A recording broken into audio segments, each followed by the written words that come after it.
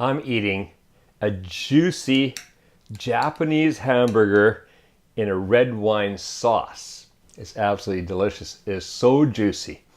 Now, okay, in Japan, this wouldn't be called hamburger, it's called Hamburg. Either way, this melts in your mouth. It's so good. And the sauce just adds something fantastic to it. So, quite easy to make. Let's go and make some in the kitchen right now.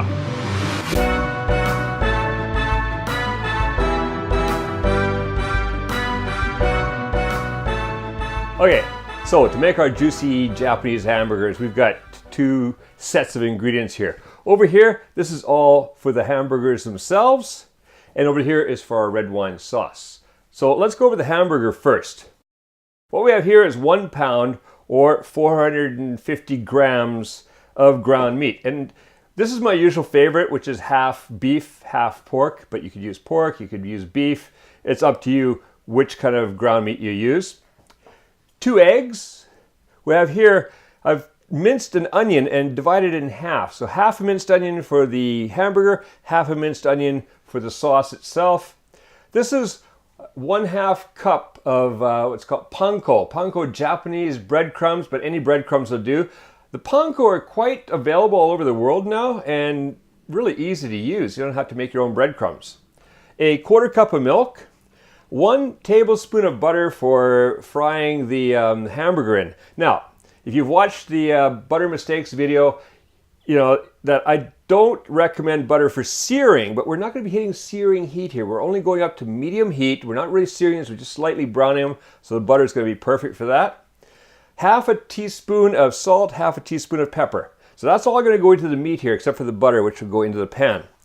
Then we're going to make our sauce, the other half of that minced onion. 1/2 cup of ketchup. Now that may sound like a lot of ketchup to you. And think it for me, I don't even like ketchup. I rarely use ketchup, but this is fantastic in a sauce. So yes, 1/2 cup of ketchup. There is here 1/4 cup of butter, and I've divided into 4 because we're going to use a little bit on each burger afterwards when we make the sauce. 4 bay leaves, 2 tablespoons of Worcester sauce, said it right that time, and 1/2 cup of red wine. So, first, let's make the hamburger.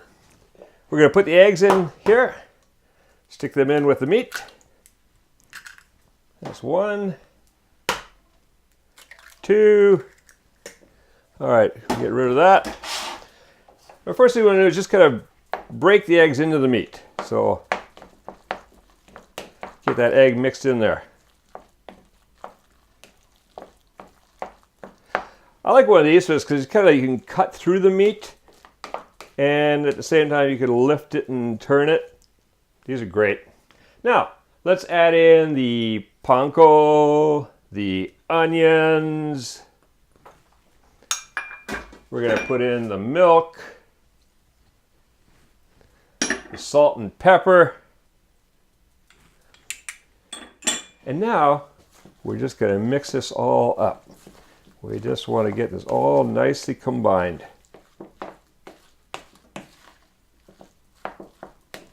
So see, we're just cutting through. Turn, turn, cut, turn, cut.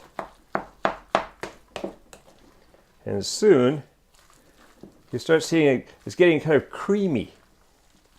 That is a juicy Japanese hamburger. Look at that, look at that. It's starting to pull together there really nicely.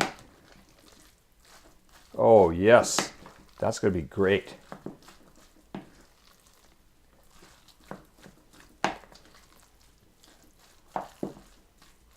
Okay, now comes the messy part where we're going to form the hamburger patties.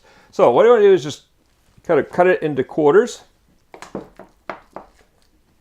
And then we have to get our hands dirty.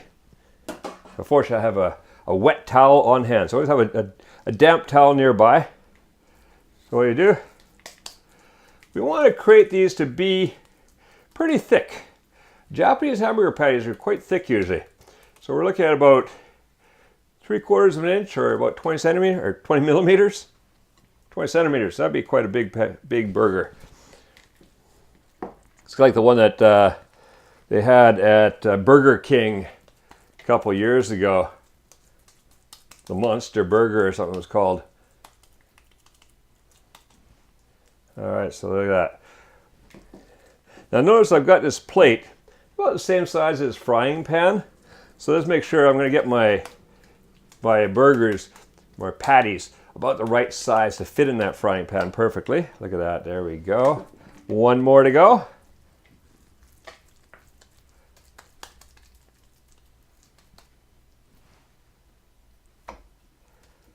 Okay, we get rid of this bowl. Now, fortunately, I have a damp towel on hand to wipe your hands off because this does get a little gloopy on the hands. Wipe off anything that fell on the counter. And now, we're going to bring this up to medium heat. We don't want it too hot. We don't want to scorch that butter, but we do want to brown our burgers nicely. So we've got about a medium heat there. All right, I'm going to add the butter. What we're going to do now is just let that butter melt a bit. So I'm going to move it around the pan a bit. There we go. Giving a nice coating of butter to ride those beauties on.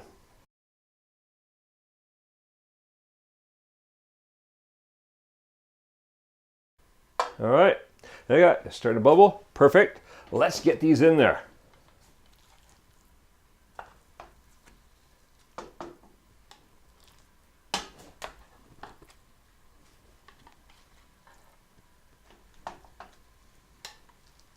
Look at that. They fit absolutely perfect in the pan. Get them flat. Okay.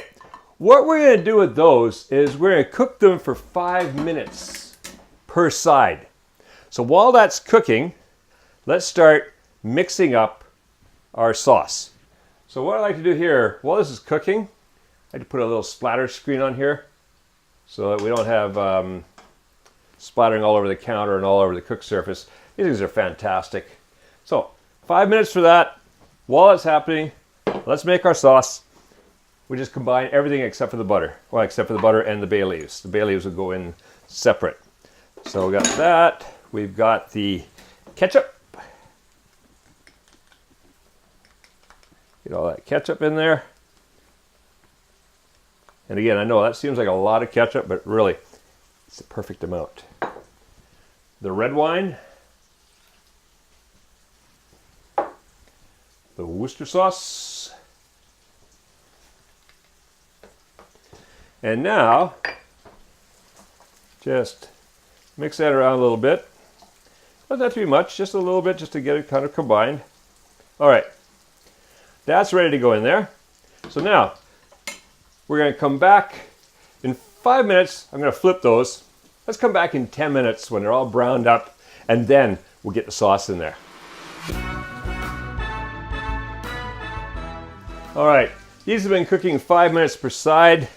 And oh, they're just beautifully browned. So now what we're going to do is we're going to turn the heat down a little bit more, down to more of a medium-low. And we're going to add that sauce we created earlier. We're just going to pour it over top. Oh, that sounds great. And here's the sizzle as it hits. All right, we get that all around the burgers. Just smothering the burgers with sauce and creating absolute juiciness, plus a great sauce. Now, we also want to add in the bay leaves. So kind of stick those around the four corners here. Stuff them down inside so they're imparting their flavor into the sauce. And then the butter. One of these pieces of butter on top of each burger. Now, the buttery deliciousness that this adds to these burgers is just fantastic. All right, now that's just going to kind of melt all over everything. Now, we're going to put the lid on. We're going to bring that to a simmer, and we're just going to let that simmer for 10 minutes. Just all that flavor just soaking in there. And then you're going to enjoy some juicy Japanese burgers. Okay, that's been simmering away for 10 minutes now.